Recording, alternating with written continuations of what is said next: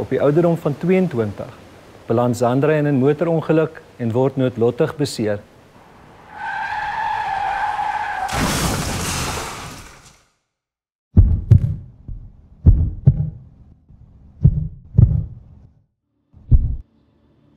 Ek onthou nie die impak nie. Ek onthou nie hoe dit gevoel het toe my femur deur my heup breek nie. Al wat ek kan onthou is dat ek aangesig tot aangesig voor ons Skepper gestaan het. Dit is asof hy my binne sekondes na al die 4 punte van die stad vat. En ons het langs 'n rivier gestaan en alles skyn. Die gras skyn, die bome skyn, die water skyn. Want dit is in die glorie van God. Dit is asof elke blom en boom aanbid in die hemel. Dit het vir my gevoel asof daar nie enige limitasies tot my begrip is van dinge nie.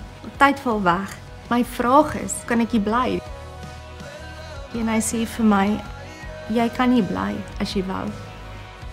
Maar wil jy nie teruggaan en gaan hoop saai nie?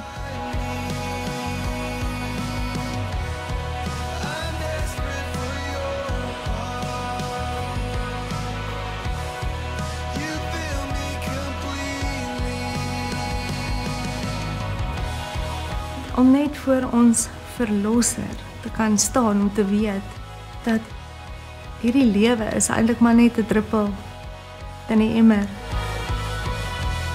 Daar's 'n ewigheid.